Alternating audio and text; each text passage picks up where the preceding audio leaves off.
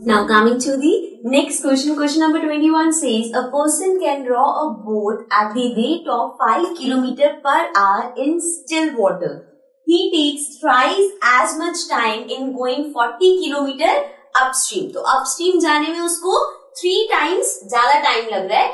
Find the speed of the stream. तो हमें अब जो stream है उसकी speed find करनी है. So हम let कर लेंगे, let the speed of stream be x.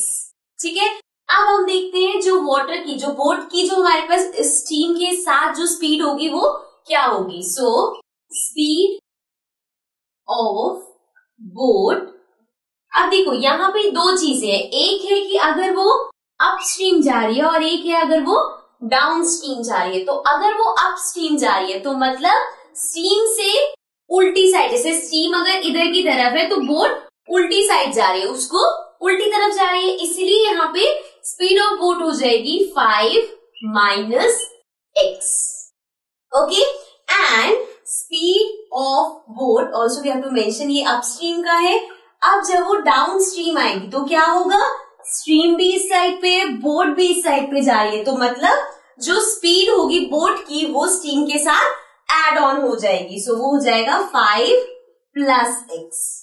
Okay. So 5 minus x kilometre per hour हो गई upstream and 5 plus x kilometre per hour हो गई डाउन स्ट्रीम. अब देखते हैं दोनों में टाइम कितना लगेगा.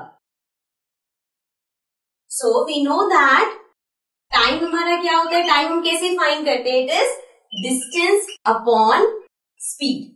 करेक्ट. अब हमारे पास डिस्टेंस हमें गिवन है 40 किलोमीटर है. करेक्ट. दोनों केसेस में जो डिस्टेंस है वो सेम रहेगा. सो अपस्ट्रीम में T1 ले लेते हैं इसको हम, तो ये हो जाएगा 40 अपॉन अपस्ट्रीम की स्पीड क्या है 5 minus x and then downstream इसको हम ले लेते हैं T2. तो इसमें क्या हो जाएगी, अगेन डिस्टेंस हमारा सेम रहेगा, स्पीड हो गई 5 प्लस एक्स. ठीक है. दोनों आवर्स में हो गए. अब हमें क्वेश्चन में गिवन है कि इन दोनों का जो टाइम है उसमें कितना डिफरेंस है. He takes thrice as much time in going 40 kilometre upstream. अब अपस्ट्रीम जाने में उसे 3 टाइम्स ज्यादा लग रहे हैं, मतलब अकॉर्डिंग टू क्वेश्चन. अब यहाँ पे हम देखते हैं कि हमें क्या गिवन है, जो जब वो अपस्ट्रीम जा रहा है तो उसको 3 टाइम्स ज्यादा लग रहा है, तो मतलब डाउन स्ट्रीम अगर हमारा है 40 अपॉन 5 प्लस एक्स. अब अपस्ट्रीम कितना है 40 अपॉन 5 माइनस एक्स.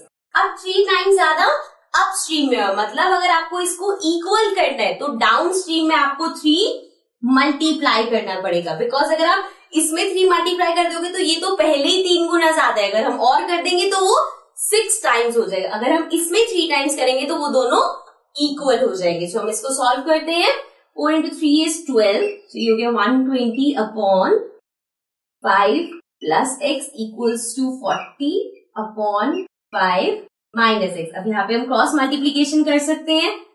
सो ये हो जाएगा 120 into 5 minus x equals to 40 into 5 plus x. Okay. So 120 को 5 से मल्टीप्लाई करते हैं. 5 इंटू 0 इज 0, 5 2 जा 10, 5 is 5 plus 1 6 minus 120x equals to 5 into 0 0, 5 into 4 20 plus 40x. अब x वाली टर्म्स को एक साइड कर लेते हैं. ये माइनस 120x वहां से आके हो जाएगा minus 40x equals to 200 and यहां से इसको लेके जाएंगे तो ये हो गया minus 600. Okay. So minus minus plus, तो इसको ऐड करेंगे ये हो जाएगा 160 माइनस का एंड अगेन इसमें माइनस करना है तो माइनस का 400 है. अब माइनस से minus cancel, x equals to आ जाएगा 400 अपॉन 160. 0 से 0 कैंसिल, तो 40 अपॉन 16 है, x हो जाएगा 10 upon 4 and then again cancel होगा 5 अपॉन 2.